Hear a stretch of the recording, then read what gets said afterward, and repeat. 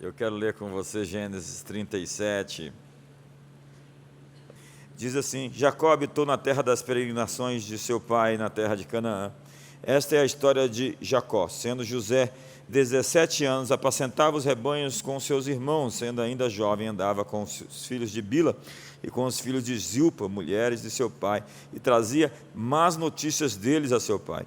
Israel amava a José mais do que todos os seus outros filhos, porque era filho da sua velhice, e fez-lhe uma túnica de várias cores. Vendo seus irmãos que seu pai o amava mais do que a todos os outros filhos, odiaram-no e já não podiam falar com ele pacificamente. José teve um sonho e o contou aos seus irmãos, por isso o odiaram ainda mais. Pois lhe disse: ouvi e peço-vos este sonho que tive. Estávamos atando feixes no campo, e eis que o meu feixe, levantando-se, ficou de pé, e os vossos feixes o rodeavam e se inclinavam ao meu feixe. Então lhe disseram seus irmãos: tu deveras reinarás sobre nós? Tu deveras terás domínio sobre nós? Por isso tanto mais o odiavam, por causa dos seus sonhos e das suas palavras. Teve ainda outro sonho, e contou aos seus irmãos, dizendo: tive outro sonho, e eis que o sol, a lua e 11 estrelas se inclinavam perante mim. Quando o contou a seu pai e aos seus irmãos, repreendeu o seu pai, dizendo: que sonho é esse que tiveste? Viremos eu e tua mãe e teus irmãos a inclinar-nos em terra perante ti? Seus irmãos, pois, o invejavam, seu pai, porém, guardava este caso no coração. Senhor, hoje nós queremos te agradecer, porque estamos envolvidos em um plano, não fortuitamente, por forças aleatórias, mas por um propósito, por um plano, por um projeto, por um desígnio, por um intento do teu coração, que iniciou-se antes da fundação do mundo, as boas obras que o Senhor preparou de antemão para que andássemos nelas. E hoje queremos alinhar nossos corações ao teu espírito, à tua frequência, à tua vontade. Queremos ativar o que existe dentro de nós e atualizar-nos na versão mais elevada, mais avançada do que fomos chamados para ser. Oramos hoje para que tudo isso aconteça e que nós possamos viver os teus sonhos, os teus planos, o teu projeto, em nome de Jesus. Tem uma frase incrível que diz que tudo foi enviado por Deus ou será usado por Ele, e que todas as coisas cooperam conjuntamente para o bem daqueles que o amam. Hoje eu quero falar sobre a lei do processo. A liderança é desenvolvida diariamente e não somente em um único dia. John Maxwell diz: liderança não é um evento, é um processo. E nós temos aqui a figura de José, que quando adolescente teve um sonho divino. Deus lhe revelou que um dia ele ocuparia um papel importante na liderança do mundo. E que até seus irmãos mais velhos se submeteriam a ele. Contudo, foram necessários anos de preparação para que ele estivesse pronto. O seu orgulho e imaturidade precisavam ser lapidados para que ele se convertesse em um homem digno de viver o que lhe foi planejado.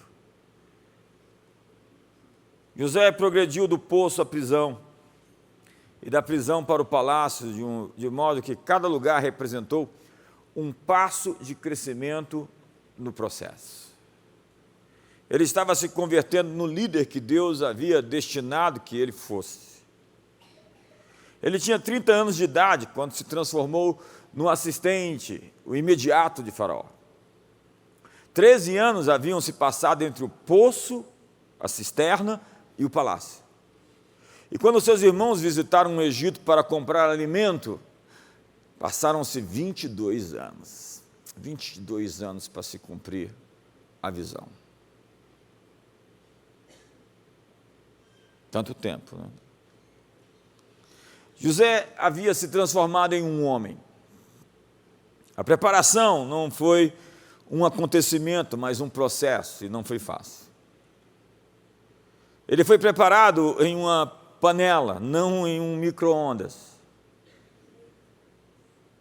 Foi uma maratona e não uma corrida curta e rápida. Primeiro, José teve tempo para amadurecer. Diga para o seu irmão: amadurecer. Deus prova as nossas motivações. o motivo que nos leva à ação, às ações. E quando Deus revelou o seu sonho a José, ele era apenas um adolescente. Ele tinha 17 anos. Sem dúvida alguma, ele tinha dons de liderança, mas estavam em um estado ainda potencial. Potencial é o que pode ser, mas ainda não é. Ele precisou de tempo e experiência para amadurecer e crescer como líder. Todos devemos crescer como líderes. Cada um de nós precisa se desenvolver. José precisou ser provado e ser quebrantado para resolver seus problemas de orgulho. José decidiu compartilhar com seus irmãos o sonho que Deus tinha lhe dado. E aquilo teve um custo alto.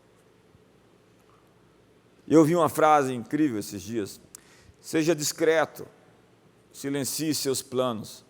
A plateia não assiste os ensaios, ela somente vê o show.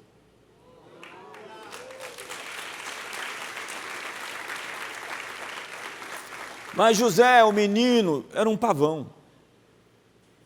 Ele andava com os filhos de Bila e de Zilpa e trazia notícias ruins do seu pai, e parece que fazia isso com alegria, com satisfação.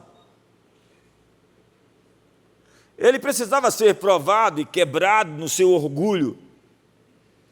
Há sempre algo obscuro que precisa ser tratado na vida de todos nós. Há uma parte sombria em cada um de nós.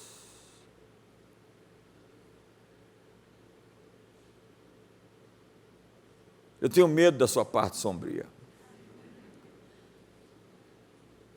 Paulo disse: conheço um homem que foi arrebatado ao terceiro céu e lá ouviu coisas inauditas. E pela grandeza das revelações, ele está falando de si mesmo, foi-me posto um espinho na carne, para que eu não me ensoberbecesse. Paulo está dizendo, eu tenho um problema com orgulho, e Deus ficou me espetando, me colocou um espinho, para que eu não ficasse arrogante. Olhe para mim, esse espinho na sua carne é para lidar com o seu orgulho.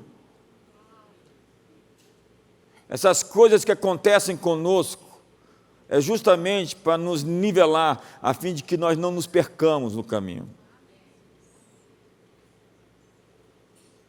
Paulo, o grande apóstolo, confessando que era tentado a ficar orgulhoso pela grandeza das revelações que havia recebido. Para prepará-lo para o seu sonho, Deus destituiu José da sua posição de favorito, a sua posição favorecida, e o colocou em um novo papel de escravo no Egito.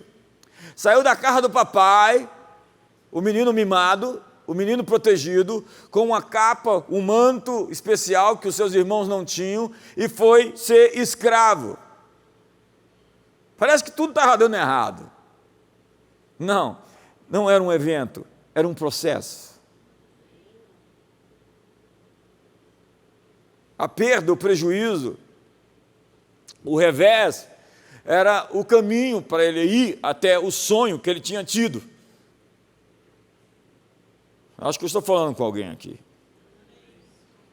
Então, a autopromoção nunca pode substituir a promoção divina. José aprendeu que o verdadeiro processo só pode prosperar quando o próprio Deus está envolvido nele. Então, existem muitos lançamentos sendo feitos fora do timing. Há muita gente se promovendo, se autopromovendo.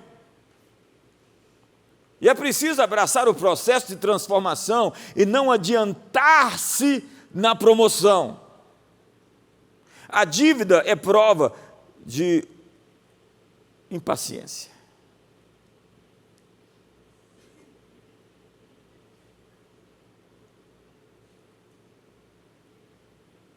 Borboletas primeiro são ovos, e quando as larvas saem desses ovos, passam a ser lagartas, melequentas. Lagartas são desajeitadas, pesadas, e vivem se arrastando pelas folhas. Depois de viver cerca de 60 dias só comendo e dormindo, a lagarta para de se alimentar e começa a tecer um casulo. Fechada e isolada, ela se torna uma crisálida. E a crisálida começa o processo de transformação, até que o casulo se abre, revelando o que o tempo produziu. Dentro do casulo, mudanças profundas estão acontecendo. Tudo o que é lagarta vai morrendo. Eu quero dizer a você que está no processo, tudo que é lagarta está morrendo. Então o seu antigo estilo de vida está morrendo, o sistema digestivo está sendo substituído, o que a lagarta comia, a borboleta não vai comer. Por onde a lagarta rastejava, a borboleta jamais andará, porque ela vai voar. Ela não poderá voltar a ser o que era jamais, porque nas sombras um milagre aconteceu longe dos olhares da multidão, longe do olhar das pessoas. É onde Deus forja os seus ungidos. O importante não é o quanto de tempo que você permanece no casulo, mas como você sai dele. E casulos abrem-se devagar, mas abrem-se sempre no tempo certo. Mas para libertar-se do casulo, não é fácil. Se de alguma forma a lagarta for ajudada a sair da crisálida, ela jamais poderá voar. Se eu dar uma forcinha aqui, abrir uma casquinha para ela expandir as asinhas, não, ela precisa romper sozinha, a fim de que ela tenha músculos, força, para quando sair daquela posição, poder alcançar o seu destino. No seu tempo, na crisálida, que não foi visto pelos homens, o resultado do seu acrisolamento, crisálida, será visto por todos. O que nós chamamos de atraso, Deus chama de processo. Voltemos a José. Primeiro, José foi rifado pelos irmãos. Alguém aqui já foi rifado? Suponho que todos nós, em algum momento.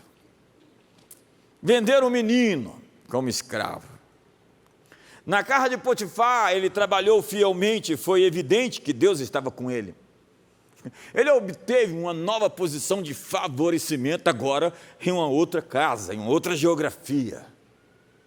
Em cada etapa, ele voltou a essa posição de favor. Mas ali ele enfrentou outro tipo de luta que ele não conhecia, a calúnia. Na jornada, no processo, por vezes o líder se encontra com o acusador, o caluniador. A palavra diabolos é o caluniador. Mas essa equação é fácil de resolver se você conhece o caluniado e o caluniador. Porque o caluniador, normalmente ele tem o DNA da calúnia de Satanás. E você sabe que o que ele fala não se escreve.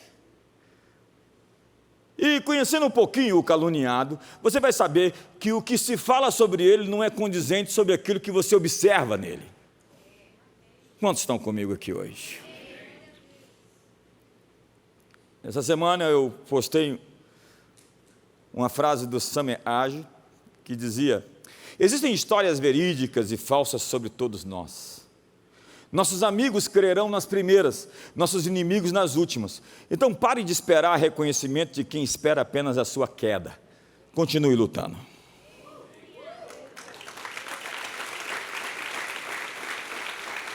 A calúnia é o expediente de Satanás, porque é a expressão da sua própria natureza. No caso de José, como em todos os outros casos, é preciso apenas olhar para quem acusa e para o acusado. Potifar mandou prender José. Ora, era uma declaração de culpa que ele assinou, porque se realmente José tivesse tentado abusar sexualmente da sua esposa, Potifar deveria tê-lo matado. Essa era a sentença. Quando ele somente mandou prender José, ele disse: eu conheço a esposa que eu tenho. E eu sei quem é esse rapaz. Ele não tentou fazer isso. Mas para manter as aparências, vou rifar José, mandando para a prisão. Dê um sorriso para o seu irmão. Você sabe o motivo da calúnia, né? A esposa de Potifar não conseguiu lidar com a rejeição de José aos seus encantos. Então José foi para a prisão. Mas o modo como José lidou com isso foi tratar as pessoas como instrumentos divinos. Diga para o seu irmão: pessoas são ferramentas que Deus usa para levar você aos seus planos. Diga para ele assim: ainda que elas rifem você, difamem você, caluniem você, você está no processo para chegar ao lugar do seu destino.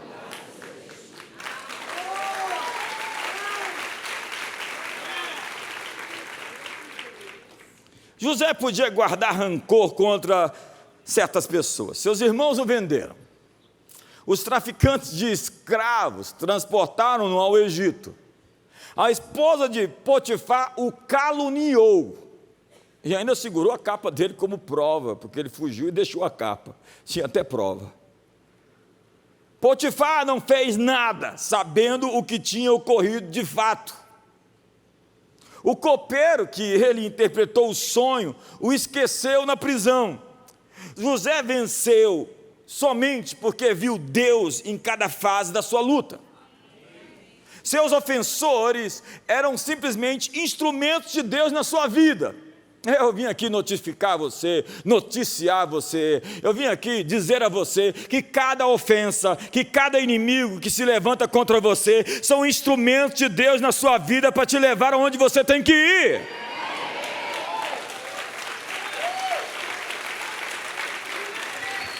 Eles o levaram ao seu propósito. E quando ele revelou sua identidade aos seus irmãos, ele disse: Deus me enviou adiante de vós, vocês não sabiam, para conservar a vossa sucessão na terra e para vos preservar a vida por um grande livramento.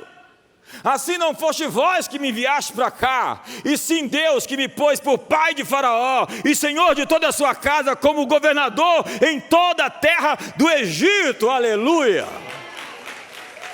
Ei, você pode se empolgar mais, eu acho. Se isso é sobre José e é sobre você, eu acho que você pode dar um grande grito hoje. José conseguiu ver o quadro completo e reconheceu que o processo foi necessário para que ele se convertesse em um líder eficaz. Eu não podia pegar o pavão e colocar no trono. Deus teve que lidar com o orgulho, Deus teve que quebrá-lo, Deus teve que fazer o processo acontecer e tirar o romantismo dele com relação aos homens. E José tinha que ter sua liderança aprovada. Todo líder tem que ser aprovado. E você só é aprovado quando você faz a prova. Então diga para o seu irmão: faça a prova direito. Quantos aqui estão fazendo a prova agora? Ele havia suportado a pressão e a calamidade, e a sua experiência lhe forneceu a sabedoria que ele precisava. Deus estava dirigindo sua viagem em direção à liderança. Então, a vida de José ilustra as 4 etapas do crescimento da liderança. Primeira etapa: não sei e não sei que não sei. José era tão bobinho, tão inocente. Quando tinha apenas 17 anos, começou a receber mensagens de que era especial e que Deus iria usá-lo de uma maneira excepcional, e ele saiu falando isso para todo mundo. E as pessoas o quê? Seu pai lhe favoreceu com uma túnica, e em seguida ele teve um sonho sobre sua futura posição de liderança. Ele equivocadamente compartilhou com seus irmãos ciumentos. Eles não gostavam do sonho e começaram a murmurar contra ele. José não tinha a menor ideia do que estava acontecendo. Ele teve um segundo sonho e compartilhou com toda a família. Todos tiveram dificuldade de aceitar o sonho, inclusive seu pai. José estava no caminho de preparação para a liderança, mas não estava consciente do que não sabia. Ele estava fazendo e dizendo coisas sem compreender os assuntos humanos que estava enfrentando. Ele era inocente demais para perceber o que estava acontecendo. Segunda etapa, sei que não sei.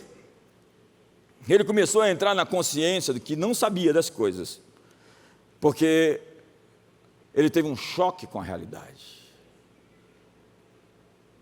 Mais tarde, José encontra-se no Egito como escravo.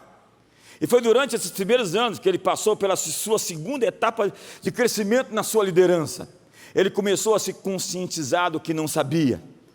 Essa era uma fase difícil, quando você lida com a frustração com as pessoas.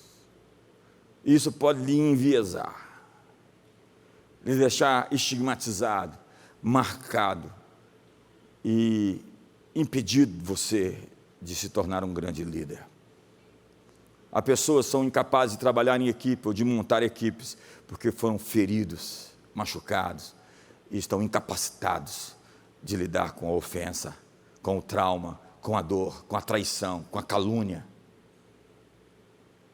Ele amadureceu. Ao ser traído, vendido, caluniado e depois esquecido. Ele, contudo, não foi dominado pela amargura e pelo ressentimento. Ele podia ser um desigrejado nos nossos dias de hoje. Eu fui lá naquela igreja e o pastor era um psicopata. Entenda isso, há muitas pessoas enviesadas pela sua dor e decepção, onde elas enxergam o todo a partir de uma ferida. Essa parte é a mais importante. Feridos, eles enxergam tudo a partir daquele momento que não consegue ser administrado, digerido, vencido. Presta atenção nisso. Essa talvez seja a frase que você tem que levar dessa mensagem. Superestimar um acontecimento é desconsiderar o processo.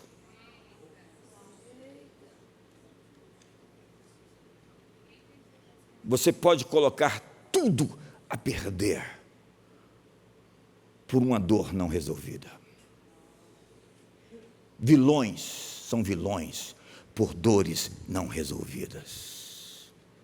Os monstros nascem de traumas que não conseguiram superar. Estude a história dos psicopatas, dos maníacos, dos serial killers. Todos eles têm histórias tristes que reproduzem. Abusados abusam.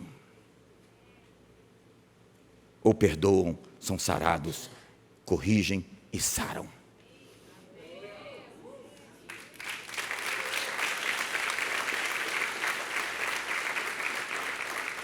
Mesmo na luta, José estava novamente em uma nova posição de favor. Esse menino é demais.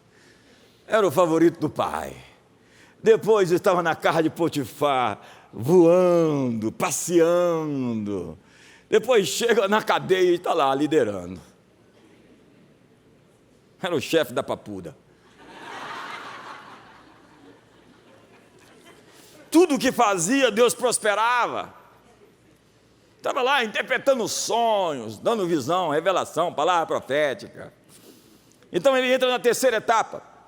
Cresço, aprendo e isso começa a ser evidente. Está lá no capítulo 41. José entrou na terceira etapa do crescimento de sua capacidade de liderança aos 30 anos de idade. Ele foi chamado pelo faraó para interpretar um sonho. E o interpretou com precisão. O sonho foi sobre 7 anos de abundância e 7 anos de fome. José também compreendeu a aplicação e o tempo do sonho. Ele não somente viu o problema, ele trouxe um diagnóstico e uma resposta, uma solução. E depois que ele falou para Faraó, ele disse: Faraó, coloque alguém à frente disso tudo para liderar esse movimento e vai ser desse jeito. O Faraó olha para ele assim: quem mais poderia ser senão você, José? Ele disse a Faraó o que devia fazer durante os 7 anos de abundância e que devia colocar um líder sábio e justo a cargo da reserva de alimentos. Ele visualizou que as pessoas de todas as partes da terra viriam ao Egito para comprar a comida deles. E foi durante essa etapa que Faraó colocou José como encarregado de todos os alimentos, o ministro da fazenda, e que este começou a florescer em sua liderança. Então chega a 4ª etapa e a última: atuo pelo que eu sei. Está lá no capítulo 50. Nessa etapa final, José já havia alcançado a metade da sua vida e agiu baseado nos anos de sabedoria e experiência em liderança. Sim, ele tinha um íntimo relacionamento com Deus e possuía uma perspectiva divina da vida. Sua liderança flui e foi como uma segunda natureza para ele. É bom envelhecer. Melhor, é bom envelhecer maduro, porque há muitos velhos crianças que não conseguiram desatar os nós da infantilidade, dos traumas, da dor, dos vieses. De fato, quando distribuiu alimento aos povos de todas as partes da terra, sua própria família veio a ele, sem saber que ele era o encarregado dos celeiros do rei. Imagina um tempo que tem fome, que há fome. Quem tem alimento é rei. E o sonho que ele havia lhes contado quando era jovem havia se transformado em realidade. Aqueles que haviam duvidado dele, que o atacaram fisicamente, que o venderam como escravo, estavam precisando da sua ajuda. Esta era a hora de se vingar. Que oportunidade! Todas as pessoas do Egito iam compreendê-lo, mas José escolheu perdoá-los e suprir suas necessidades de alimento. Por quê? Porque já não era simplesmente José, o irmão mais novo, mas José, o líder. Ele havia se transformado. Suas ações fluíram do seu caráter, e ele fez o que era reto, mesmo quando parecia difícil. Por quê? Humildade é saber que posso fazer, ao mesmo tempo que sei que não posso fazer. Você entendeu tudo. Sua perspectiva era divina. Ele diz: vós na verdade intentaste o mal contra mim. Ei, vocês planejaram mal contra mim, porém, entretanto, todavia, contudo, mas Deus o tornou em bem, para fazer, como vedes agora, que se conserve muita gente em vida. Diga para o seu irmão: todo o mal que intentam contra você, Deus está convertendo em bem, agora. Diga para ele: agora.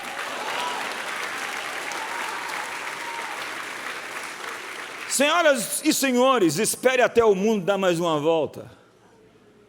O mundo girou, o mundo está girando, e está girando agora.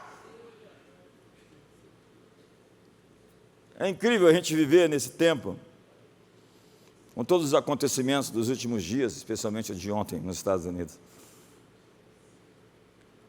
Salmo 37 fala: vi um ímpio prosperar no seu caminho, dei uma volta, o mundo girou, e ele já não estava mais lá.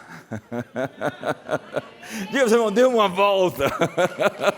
Diga para ele: o mundo vai girar outra vez. Ei, você está sendo atacado cruelmente, você está sendo difamado. Ei, dê uma volta, o mundo vai girar outra vez. Ei, você foi rifado, você foi vendido. Dê mais uma voltinha, porque o mundo vai mostrar quem está certo, o mundo vai definir a verdade.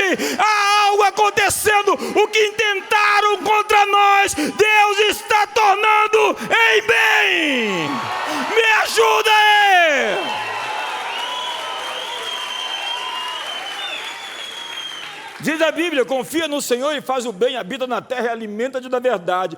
Descansa no Senhor e espera nele. Não te irrites, porque os malfeitores serão exterminados, mas os que esperam no Senhor possuirão a terra. O Senhor firma os passos do homem bom, e no seu caminho se compraz. Liderança não é um evento, mas um processo. A história sempre se repete em muitas épocas e geografias diferentes.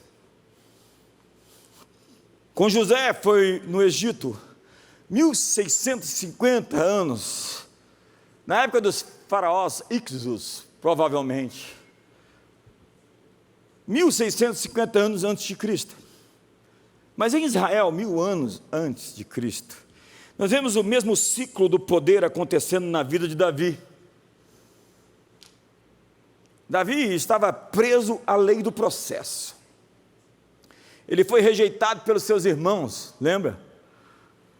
Pelo seu pai, que esqueceu dele no campo.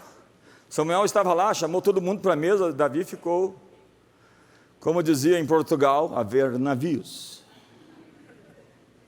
Diz que quando foi Napoleão, as tropas de Napoleão chegaram em Lisboa, eles viram a coroa fugindo, a ver navios.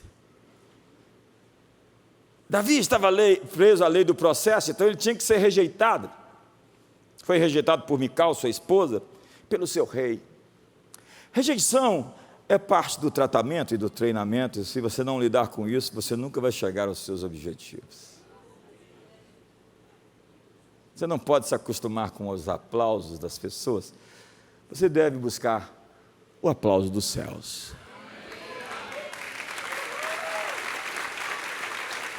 Então, Davi foi rifado, vendido pelo povo. Ele pergunta lá em Keila, se Saul chegar aqui, os habitantes de Keila vão me entregar? E Deus diz, pode começar a correr, porque vão. Ele foi vendido pela assessoria de Saul. Sabe, eu sei muita coisa de um líder pelas pessoas que ele permite ter perto de si. Quem está perto de você fala muito de você para mim.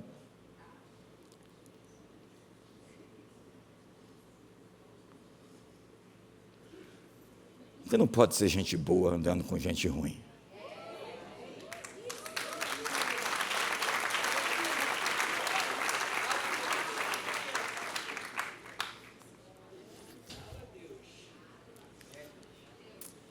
Olha só, eu tenho que terminar, né?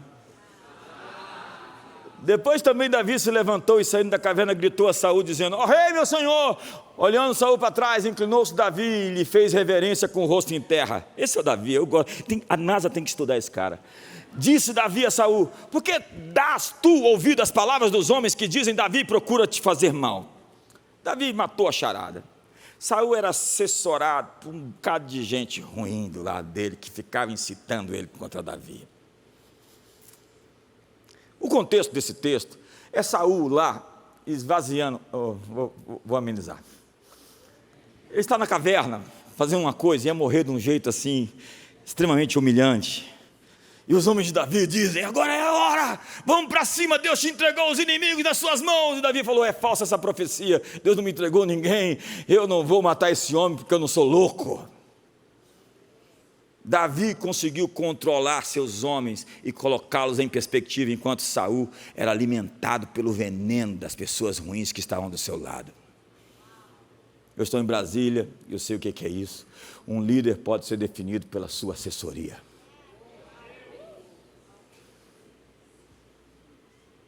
Então Saul caiu na mão de Davi. Davi passou e disse, olha, você caiu na minha mão e julgue Deus entre mim e ti. Isso é uma das piores coisas que você pode falar para alguém que está errado e você certo. Julgue Deus entre mim e ti.